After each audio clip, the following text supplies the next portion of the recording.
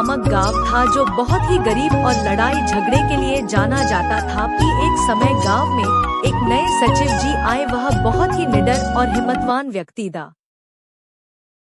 उस समय गांव में एक अफवाह चल रहा था कि गांव से लगे हुए एक बरगद के पेड़ में भूत रहता है। गांव वाले उस पेड़ के पास जाने से बहुत डरते थे। राहत के समय वहां जाने की सोचते भी नहीं थे। तब सचिव जी को यहाँ भूतिया पेड़ के बारे में पता चला और फिर वहां उस भूतिया पेड़ के डर को गांव वाले उसके दिमाग से निकालने के लिए निकल पड़े।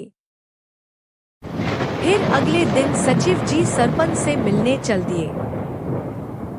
सरपंच के घर पा सचिव कुंडी बजा रहे था। तब सरपंच की बेटी निकली। क्या हुआ? सरपंच जी घर पर हैं? हाँ है। थोड़ी देर बाद सरपंच जी बाहर आए। सचिव, नमस्कार सरपंच जी।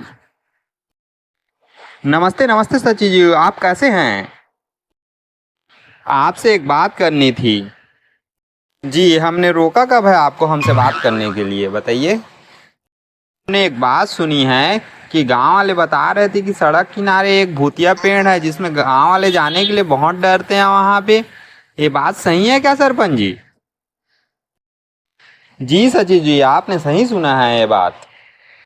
मैं आपको एक बार की बात बताता हूँ। मैं और मेरी पत्नी बाइक पर रात को आ रहे थे तो डर के मारे बाइक को मैं गिरा डाला, तो रात भर बाइक वहीं पे छूट गया था और हम लोग दोनों वहां से भागते भागते आ गए थे। फिर मैं सुबह जाके 10 बजे बाइक को लेके आया जी। सरपंच जी, ये गांव में बात कैसे फैल गई पूरी कि पेड़ के नीचे भूत है बोल के? अच्छे से तो याद नहीं आ रहा है सचिव जी, लेकिन लगता है हमें ना कि मास्टर जी सबसे पहले गांव में बताया थे सारी बात इसको। गांव वालों से हमने सुना था इस बात को। तब फिर सचिव वह से मास्टर जी घर जाते हैं। मास्टर जी घर।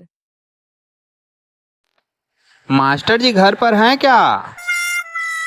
मास्टर जी की पत्नी, नहीं कहीं गए हैं, शाम तक आने का बोले हैं, कुछ काम था क्या? सचिव, नहीं मास्टरनी जी, मैं कल आ जाऊंगा, चिंता मत करिए। तब सचिव जी पूरे दिन पंचायत के काम में लगे रहे। फिर अगले दिन फिर मास्टर के घर पहुंचे। सचिव,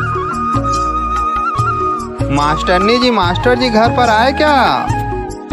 मास्टर की पत्नी, हाँ है, बुलाती हूँ। तब मास्टर जी बाहर निकले। सचिव, नमस्कार मास्टर जी।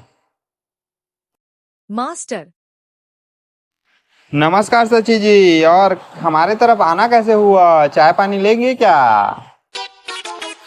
नहीं मास्टर जी, चाय पानी तो नहीं पियेंगे। एक बात पूछनी थी आपसे कि भूतिया पेड़ के बारे में सबको आपने सबसे पहले बताया है, पूरे गांव में अफवाह है? जी हाँ, हमने पूरे गांव वालों को बताया है। हम आपको बताते हैं जी। एक बार की बात है, हम रात को ना बहुत लेट हो गए थे, आ रहे थे तो पेड़ के पास हमने बहुत आवाज़ें सुनी और हवा भी बहुत तेज चल रहा था और रास्ते में एक परछाई सी बन रही थी, एकदम सादा सादा कुछ जा रहा है टाइप से। तो और मैं डर के मारे इतना तेज भागा, फिर इतना तेज भागा कि सीधे घर में आके रुका।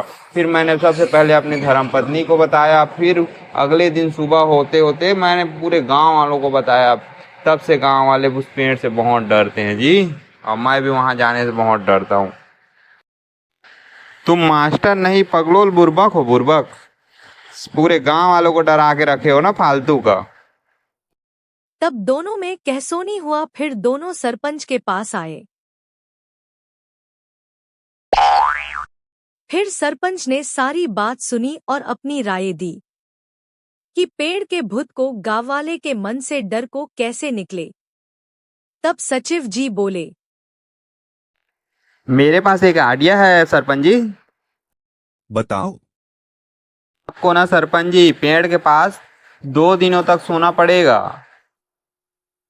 मैं क्यों भाई?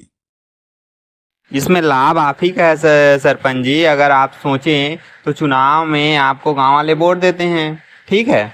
तो वोट देते हैं तो उनके लिए आपको कुछ करना पड़ेगा। तो एक उदाहरण सेट हो जाएगा ना कि आप 2 दिन तक पेड़ के नीचे सोते रहेंगे तो कैसे। और इससे आप सबको पता भी चल जाएगा कि हमारा सरपंच कितना निडर है और कितना बहादुर है, गांव के लिए कितना अच्छा काम किया है बोल के गांव आपका कितना गांव में पूरा तारीफ होगा। चारों तरफ सरपंच भैया जिंदाबाद, सरपंच भैया जिंदाबाद ही बोलेंगे, कोई नहीं बोलेगा सरपंच भैया मुर्दाबाद, सब सरपंच भैया जिंदाबाद बोलेंगे जी। ऐसा तरह 2 दिनों तक सरपंच गांव वालों के डर को भगाने के लिए पेड़ के पास 2 दिनों तक सोए। गांव वाले फिर सरपंच की जय जयकार करने लगे। सरपंच भैया जिंदाबाद, सरपंच भैया जिंदाबाद, सरपंच भैया जिंदाबाद।